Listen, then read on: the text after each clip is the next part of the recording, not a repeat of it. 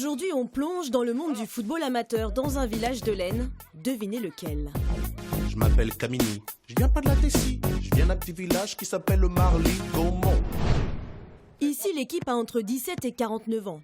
La doyenne, c'est Marie-Hélène, défenseuse les jours de match et gardienne remplaçante, qui a intégré le groupe en début de saison. Alors moi, c'est un rêve de petite fille. J'ai toujours voulu jouer au foot, mais bon, quand j'étais petite, les filles ne pouvaient pas jouer, voilà. Et là, j'ai ma fille, Pauline, qui joue dans l'équipe, qui s'est inscrite ici. Et la première année, je l'ai suivie en tant que supporter. Et la deuxième année, je me suis lancée sur le terrain. Tout un symbole, sa fille Pauline est née en 98. 7 ans de pratique du football et la première année à jouer en famille. Ça fait plaisir, mais on a toujours j'ai quand même une inquiétude, surtout quand elle se prend des ballons dans la tête, ce qui lui arrive souvent. Supportrice et spectatrice avant de devenir footballeuse, Océane a suivi avec attention le mondial masculin de 2018. Son joueur préféré, Kylian Mbappé. À son âge, il a fait déjà des grandes choses et ce serait un exemple.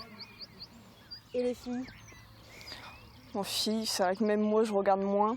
Je trouve que quand même les garçons sont quand même plus sous le feu des projecteurs que les féminines. La plupart des joueuses n'avaient jamais touché un ballon, jamais entendu parler de conduite de balle ou d'aller au contact. Il a fallu tout apprendre depuis le début. Apprendre à tirer, déjà, à faire une bonne passe, puis connaître un minimum les règles quand même. Pour sa 3e année d'existence, l'équipe évolue dans la plus petite division de l'Aisne, et la seule aussi.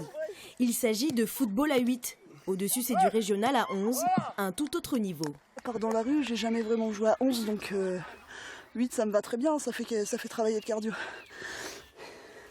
Quand j'ai pris l'équipe, il y avait une grosse difficulté techniquement, faut dire ce qui est. Ils peuvent l'avouer eux-mêmes, on est quand même maintenant un cran au-dessus. Et je donne là, Aurel, tu pousses sur le côté. On a mis un 8-2 la semaine dernière, qui a fait du bien au moral, et qui, je pense, contre le Nouvion, j'espère qu'ils nous regardent parce qu'ils vont nous voir. On espère vous mettre une petite fessée, parce que ça progresse Marly-Gaumont. La suite de l'histoire, c'est que Marly-Gaumont a perdu 1-0 contre le Nouvion, mais peu importe. Le plus important ici, c'est de jouer les matchs le week-end et de ne pas déclarer forfait.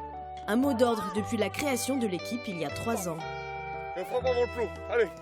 Créer, c'est difficile, et durer, c'est encore plus difficile. Après, il y a toute l'organisation qui va derrière, avec les contraintes. Là, je vois que nous, l'équipe qu'on a, sur les 20 filles, on en a 18 qui travaillent. On a 2 étudiantes. Vous avez la difficulté de trouver des équipementiers. Donc, on a la chance d'avoir la coiffeuse du village qui nous a offert un jeu de maillot. Tout est lié, et la difficulté est partout, quoi. Une difficulté qui est la même dans de nombreux petits villages. Les filles, on se met tous... Une des différences, c'est qu'ici, il n'y a plus d'équipe masculine depuis l'année dernière. La passion du football à Marly-Gaumont se vit désormais exclusivement au féminin.